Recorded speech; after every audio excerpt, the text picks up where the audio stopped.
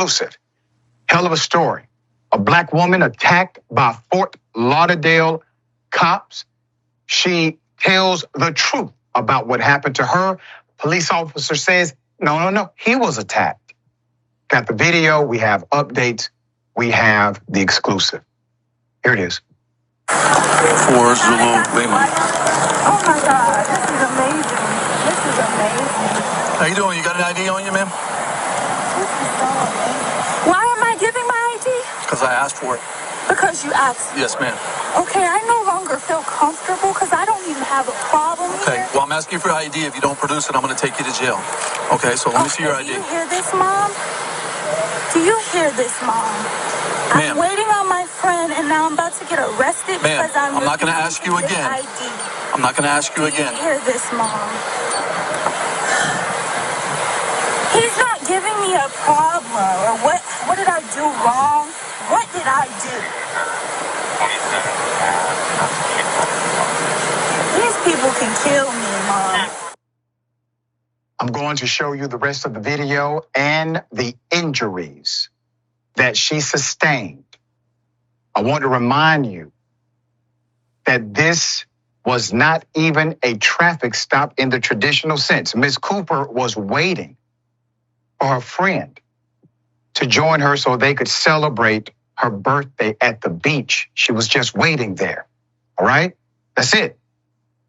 When Deputy Stephen decided to pull up, Deputy Stephen Davis decided to pull up and said, "Give me your identification." After she hesitated, which is understandable, he forcefully pulled her out of the car.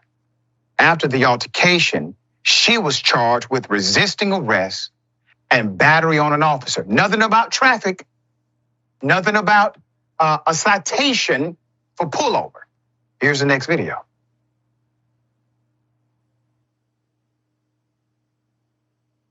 Ma'am, I'm going to ask you one more time, and then I'm going to pull you out of the car, okay? You're not pulling me out of nothing.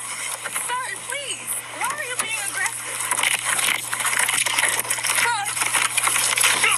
Well, you're not going to say me.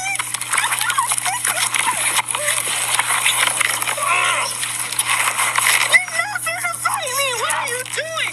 Stop. Stop. Stop. Bro, you're not going to punch me. You're not going to punch me. You're not going to punch me. You're not going to punch me, bro. What's wrong with you? You just hit a woman and you asked for her ID. What's wrong? Fight back. 394. 394. Officer's injured. I'm going to do this. Put up the pictures that she provided to Indisputable directly, what this officer did to her. I want you to see this. She did nothing illegal. See, this is where the officer wanted it to go. This is what he wanted to do because he, in fact, is a coward, a feckless human being. In court, Davis claimed that she was non-compliant and that she decided to attack him.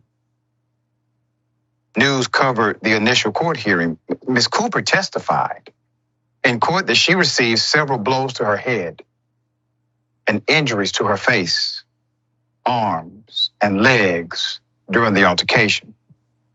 And Davis testified he was bleeding profusely from his head as a result of being attacked by Ms. Cooper.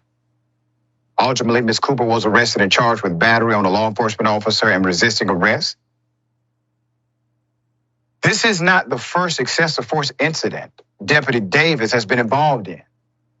In 2017, Mr. Davis was taken to court after forcefully arresting a man and then tasing his wife. After being ticketed for illegal parking in front of a public supermarket, Mr. Barkley cursed at Deputy Davis. He said profanity. Profanity is legal. Deputy Davis then got in his car, turned on his emergency lights, and ordered Mr. Barkley to pull over. Mr. Barkley exited the vehicle upon Deputy Davis's demand. Deputy Davis then required Mr. Barkley lie on the ground, whereupon he placed his knee on Mr. Barkley's back, placed him under arrest for reckless driving and resisting arrest without violence was the charge. Mrs. Barkley exited their vehicle, approached Mr. Barkley out of concern, and the deputy, Mr. Barkley, directed his wife, being a concerned husband, go back to the car, return to the car. I'll be okay. Deputy Davis then decided to pull Mrs. Barkley out of the vehicle. She returned to the car as instructed. He goes to the car, does the same move to Mrs. Barkley that you just saw him do to the young lady. Same move.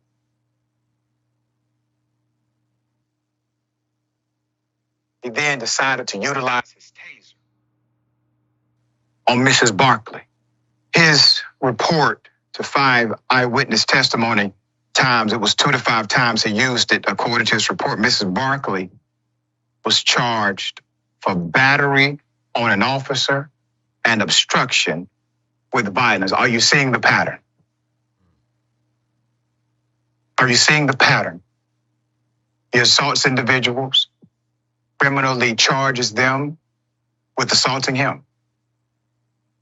He assaults individuals, says, oh no, it's the other way around. They attacked me. I'm the one that was the victim here. I had to charge them with fighting me. There's more. 2020. He arrested, another woman, Lauren Holiday, for resisting arrest with violence, who has since come forward to speak out about her experience. Holiday resolved her case by pleading no contest to resisting without violence. And her letter to the judge in Ms. Cooper's case, Ms. Holiday said her own arrest was retaliation. Coming less than a week after she filed a complaint about Davis harassing her over walking her service dogs along the beach, Davis didn't even tell me why he was arresting me, she said. He just pulled me out of the car and kneed me to the ground. His gun flew out of his holder. It has been the most terrifying event of my life. This man has an MO. You know who knows about the MO other than him and the citizens he has brutalized in this local jurisdiction?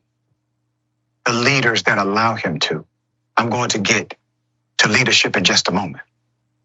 There's more. Ms. Cooper gave us a statement about her experience. She said, and I quote, the officer of BSO ruined my life, my finances, my physical abilities.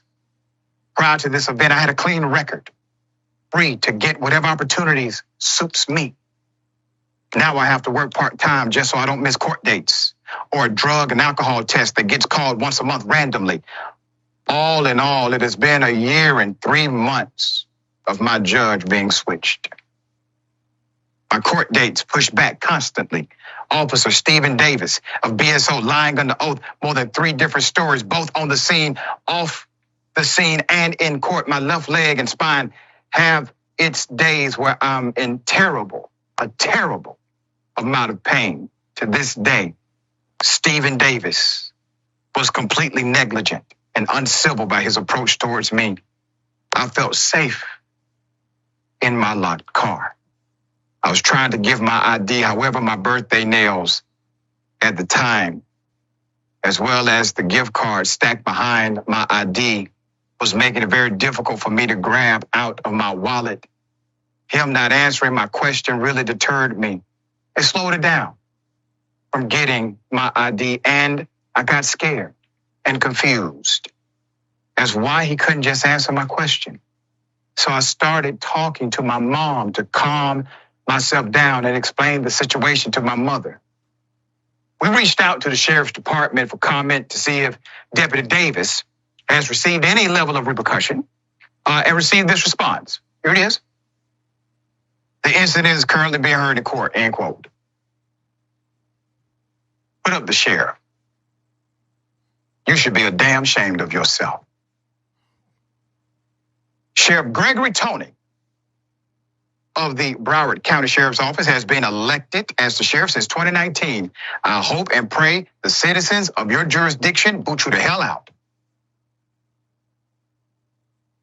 He allows Davis to continue this behavior unchecked, unfettered, without penalty, without the enforcement of rule or law. Let me say this to you, Sheriff. Maybe you got into this profession because you actually cared about people.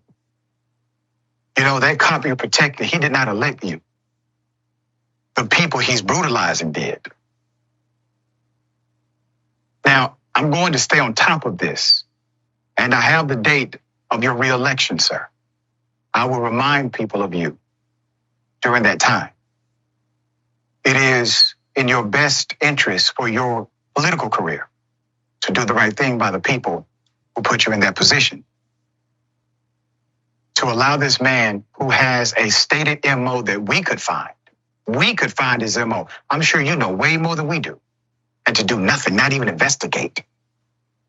And to the DA who is prosecuting these cases, allowing individuals to not be truthful under oath without penalty. Well, we got something for you as well. That story's coming too. All right. Jessica, thoughts? This is a clear case of excessive force. I think he absolutely did not believe that a crime was being committed. It's not a crime to sit and wait for your friends at the beach. And a lot of people say follow orders and you'll be fine. No, he violated her constitutional rights by approaching her and asking her to show ID when she wasn't doing anything wrong. And without body-worn camera footage, we would have no idea that any of this happened the way it happened. It would be her word against his, him saying she attacked him. And that's why it's absurd people try and convince us that body-worn cameras have no effect on policing behavior. And it's because officers think that they can act with impunity, that they can disregard the law, disregard people's constitutional rights. In the studies where they assess the impact of body-worn cameras on policing behavior, a lot of the times the officers didn't even turn them on. But that's why the media attention on this really matters. And that's why people saying what happened was wrong and organizing and the public unrest as a result of this footage being released and us knowing how our officers are acting is so important. We need to make it so that the body-worn camera footage has an impact so that when the officers have to turn those cameras on for every interaction, or else there will be consequences, it does have an impact on policing behavior because then they'll know that there will be consequences. That if the sheriff doesn't hold their officers accountable, they'll lose re-election, or that those officers that are caught using excessive force will lose their job. I think the fact that we have body-worn camera footage is a really important takeaway, and we need to keep fighting to keep body-worn cameras worn and turned on by officers all across the country. That's right. And if they don't do it, if they do not turn those cameras on, they need to be charged with tampering with evidence. That's the only way to make it uniformed policy. And the irony of these arrests is that for the most part, the people he arrested, they were only arrested because of his interaction, not for any other crime and assault on an officer, only resisting arrest and assault on him. He is the but-for factor. He's the guy who's the but-for factor here, not them and not a crime.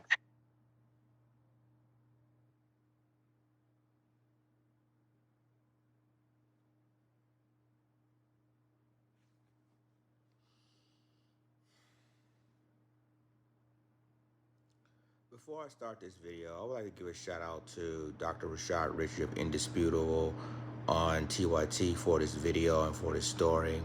And, you know, when I saw this video, it pisses me off.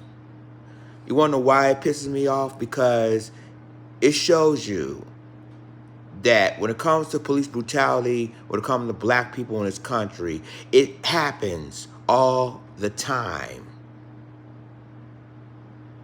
Now, Kiana Cooper, she was just waiting for a friend to celebrate her birthday on the beach when this Broward County Sheriff's deputy literally assaulted her, but yet he told the judge she assaulted him when the body cam video shows otherwise. And according to Dr. Rashad Ritchie, this isn't the only incident that happened. He did this previously.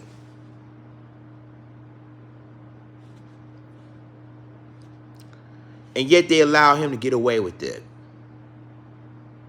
And what happened with Kiana Cooper, this incident happened May 7th of last year, which was 2022.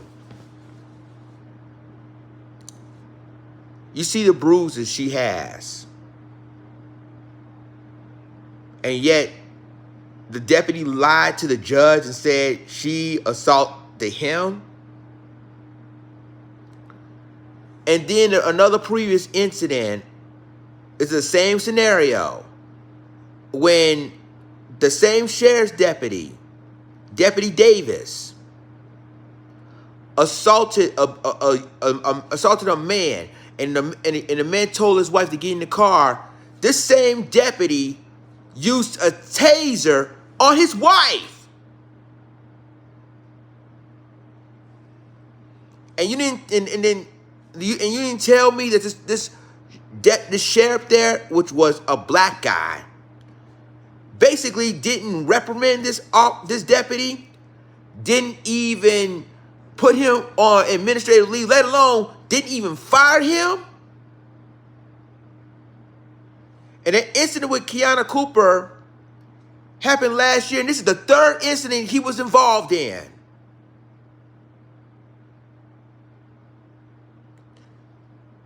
When I saw this incident, and this is not a routine traffic stop. She was at a parking lot waiting for a friend to celebrate her birthday at the beach.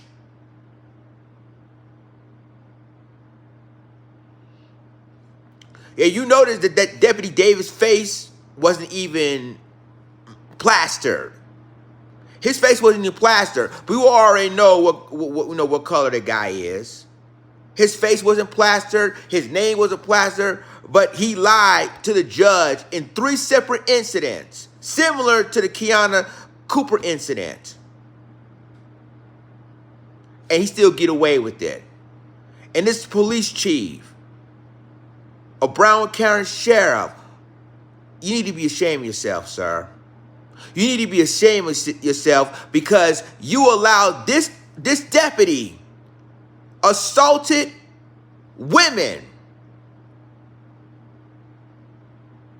and think it's okay to do it and lie and say, well, she came at me first. She assaulted me first. What kind of sheriff allowed one of their deputies to attack a woman? And then luckily she said that, this Kiana Cooper said she didn't have no police record or none of that until she met this deputy. And now she trying to get a part-time job just not to miss a court date because of him. And I don't want to hear nobody on my comment section, well, what did she do? What did she do wrong? And she had to do something wrong to make that deputy did what he did to her. I don't want to hear none of that, because if I ever seen any comment saying those words, and I know this Blue Lives Matter crew, if I see any comment like that, I will block you on my YouTube channel. I guarantee you that. She didn't do anything wrong. She wasn't even resisted. She was asking this question, why did you even ask me for my ID? And all of a sudden, he went belligerent. All these scars and bruises hurting. And again, he did this before with 2 additional women before the Kiana Cooper incident. Her one of these guys' wife. Another incident, I believe in 2020, the same situation to another woman. And you telling me that he didn't do anything wrong? I hope the people that lives in Fort Lauderdale, which is Broward County, Florida, if this sheriff's reelection coming up, I hope that you guys vote his ass out, because he didn't do a damn thing to serve this man consequences of what he did to these 3 women in different situations, in different incidents.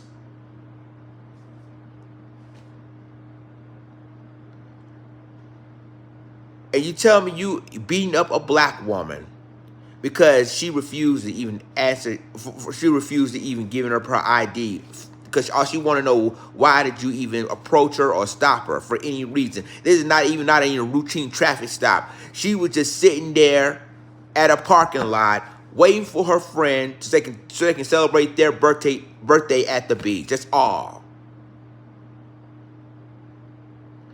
And yet,